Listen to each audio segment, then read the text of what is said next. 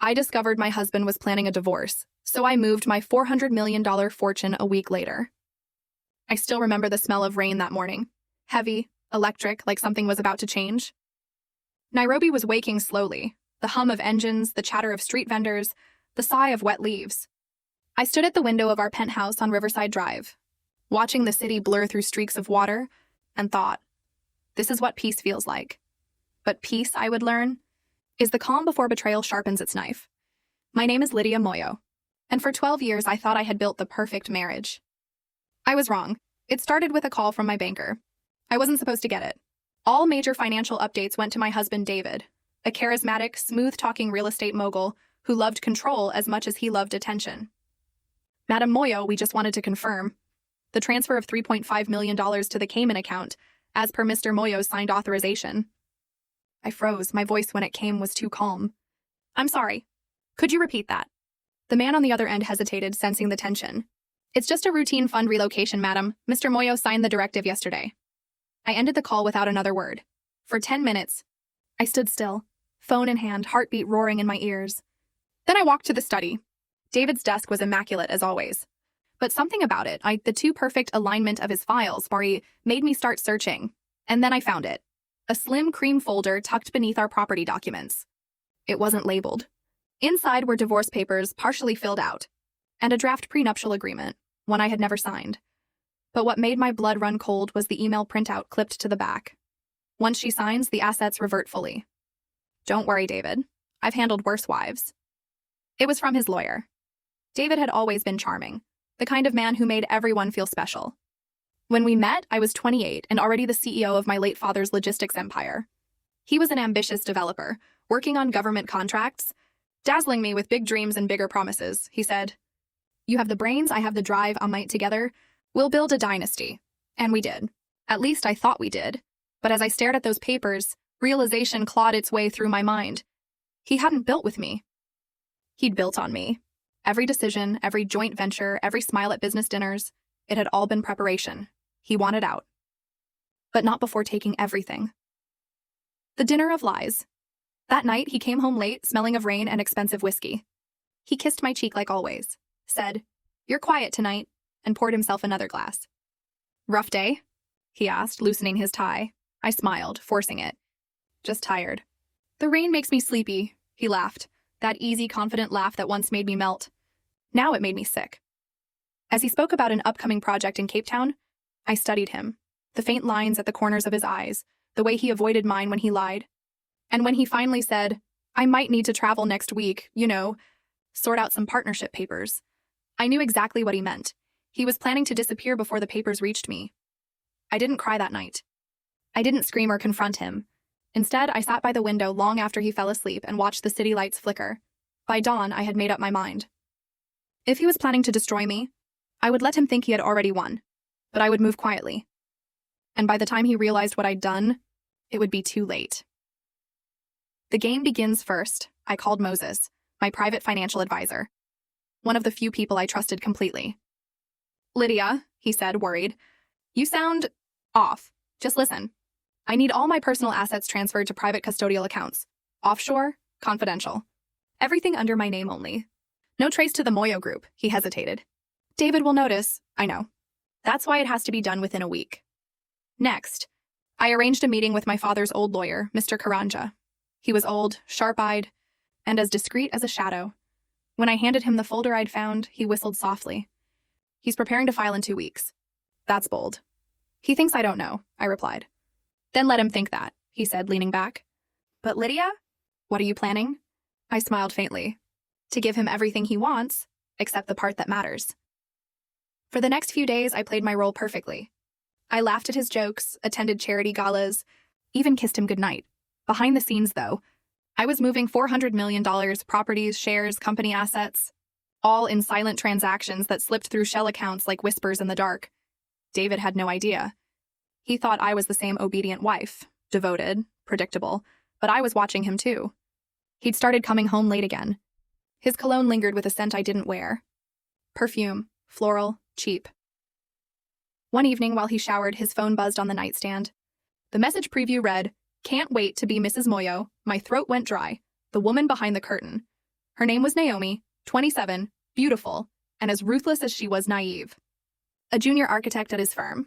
I knew her face from company parties, the kind of woman who laughed too loudly at David's jokes and brushed his arm a little too long. It didn't surprise me. What did surprise me was how open she was online. Her social media was full of hints. New jewelry, luxury dinners, a mysterious love who was changing her life. I almost pitied her, almost. That Friday, I stood before the mirror, adjusting my silk blouse, and whispered, "You wanted war, David. Fine. But you'll drown in the peace you betrayed."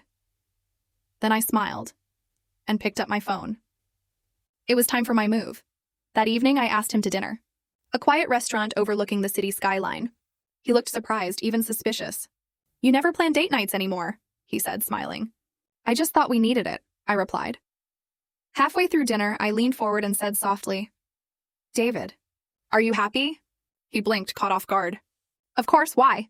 "I just feel like you've been distant lately," he sighed, playing his part perfectly. "You know how work gets, Lydia. Stress, deals, clients." I nodded. "I understand. I just want us to be honest with each other." He took my hand and lied straight into my eyes. "Always." I smiled, raised my glass, and toasted softly. "To honesty." Inside, I was already gone. 1 week later, the day David left for his Cape Town meeting, I stood by the balcony watching his car disappear into the traffic. Within the hour, Moses called. "It's done. Every cent secured. Offshore and protected?" "Good," I said. "Now initiate the transfer of company authority. Effective immediately. You're sure?" "Completely." By the time David landed in Cape Town, the Moyo Group, the company he thought he controlled, was legally mine alone. And the $400 million fortune he planned to steal? Gone. Moved, locked, and invisible. 3 days later, he called me from an unknown number. His voice was sharp, panicked. "Lydia, what the hell is happening?" "The accounts are frozen. The board says I've been removed."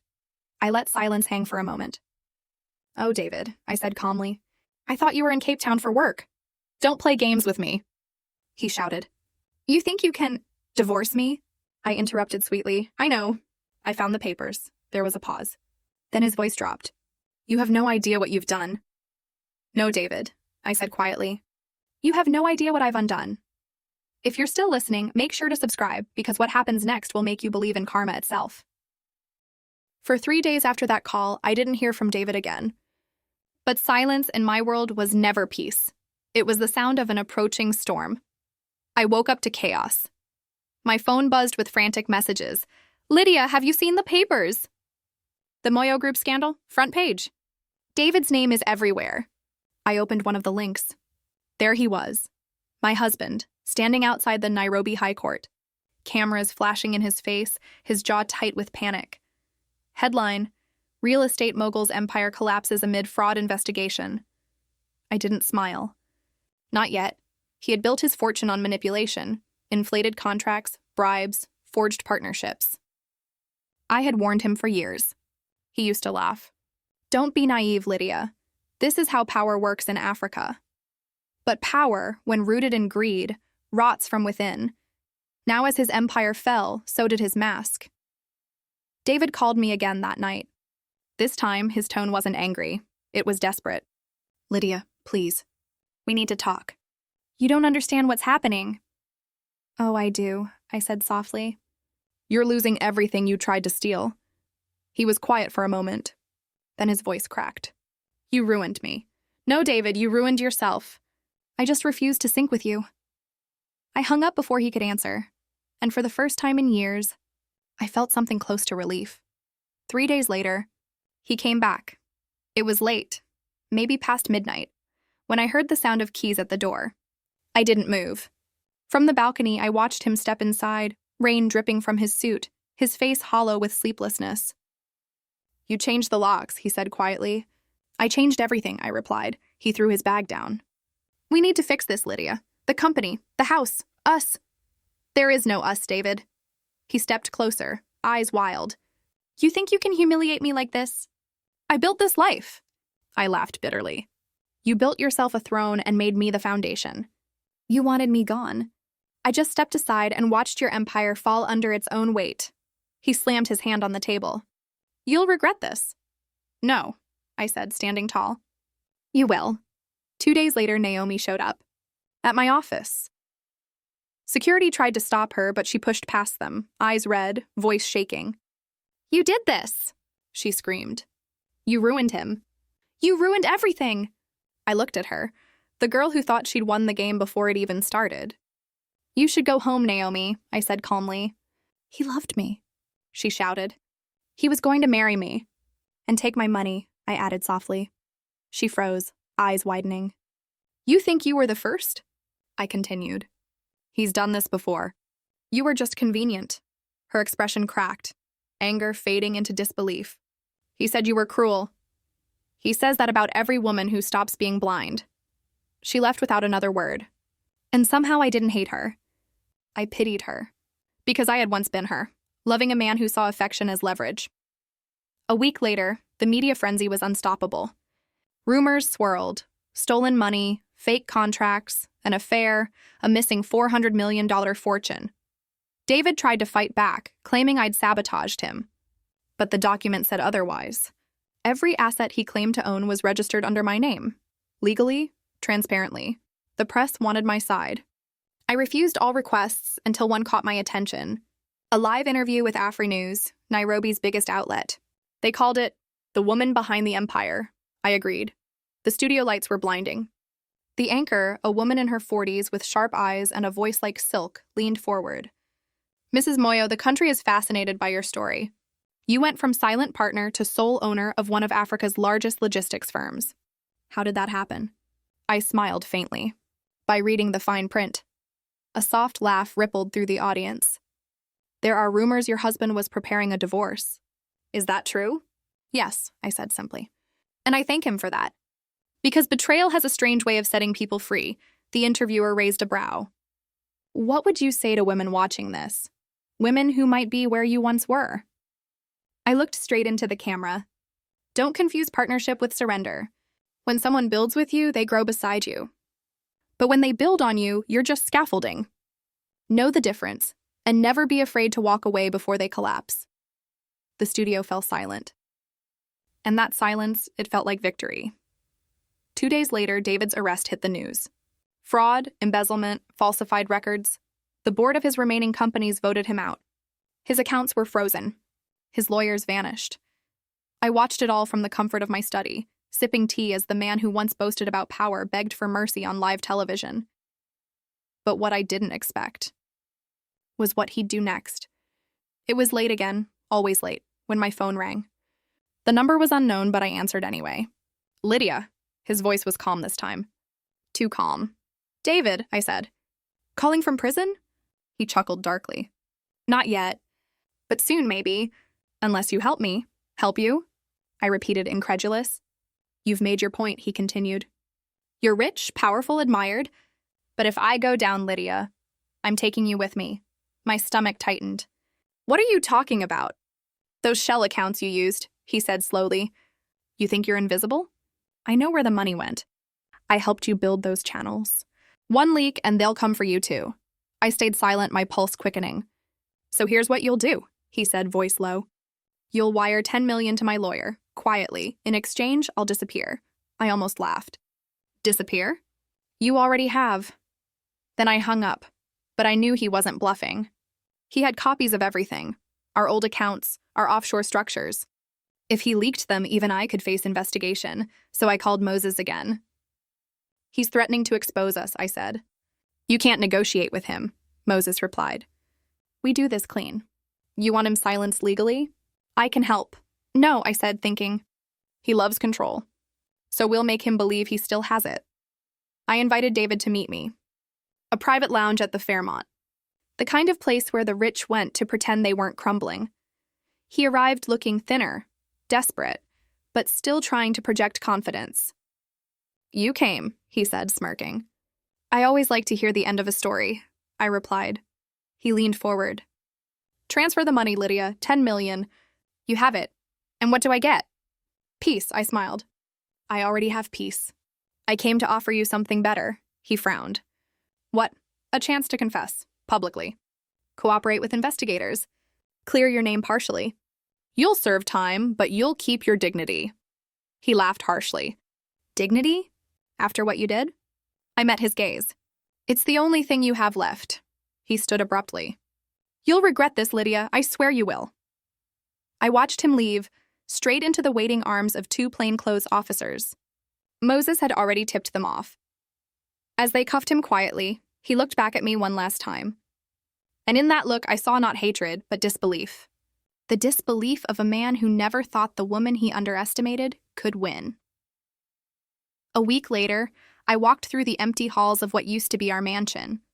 Everything felt different, lighter. The silence no longer echoed with fear or betrayal, just peace. I opened one of the storage rooms and found our old wedding album. I sat on the floor, flipping through the pages. There we were, smiling, young, full of promises neither of us would keep. I touched the photograph softly and whispered, "You could have had everything, but greed made you blind." Then I closed the album and left it behind. Months passed. David was sentenced 7 years, reduced for cooperation. Naomi left the country. The press moved on, but life didn't stop. The logistics empire expanded into renewable energy. I started a foundation for women in business, teaching them how to build, protect, and own what they create. At the launch event, a journalist asked me, "What inspired this foundation?" I smiled. A very expensive lesson in trust. If you're still here, make sure to subscribe, because the final part of this story will reveal the twist David never saw coming. Months turned into seasons. And for the first time in years, peace wasn't something I had to buy. It was something I had earned. The world had moved on from the scandal. But scandals have a strange habit of leaving ghosts behind. It arrived one quiet morning in July. I was at the foundation's office going through grant proposals when my secretary knocked gently. "Madam, a courier just dropped this off. No return address." I took the envelope, plain, off-white, sealed with a red wax stamp. My name was handwritten on the front. Lydia Moyo. For a long moment, I just stared at it. Then I recognized the handwriting, David's. My heart slowed. He'd been in prison for 6 months now. We hadn't spoken since the trial. So why now? I broke the seal. Inside was a single folded page and a small flash drive. The paper smelled faintly of tobacco and rain, the way his office used to. I unfolded it carefully and began to read. "Lydia, if you're reading this, it means I've finally accepted that you won. Congratulations. You destroyed me without ever raising your voice. That's something I once admired about you. The way you could gut a man with silence." I frowned, reading on. "But I need you to understand something. I didn't plan to leave you because of Naomi. She was just convenient noise. The truth is darker than that." I felt my pulse rise. "You think you moved your $400 million safely, don't you? You think Moses covered every track, that your empire is untouchable. But Lydia, there's one account, one you never knew existed, built in both our names. The Kibo Trust. You created it in 2015 during the Zambezi project and forgot." "I didn't. That trust holds the final $60 million. The money you thought was yours? It isn't." My breath caught. I remembered Kibo vaguely. An early partnership fund for a logistics expansion that never took off. But we'd dissolved it. Or so I thought. You can't touch it without me. You never changed the dual authorization. I know because I tried. You may have taken everything else, but that $60 million, that's my ghost. And you'll never move it without my name. I stared at the words until they blurred.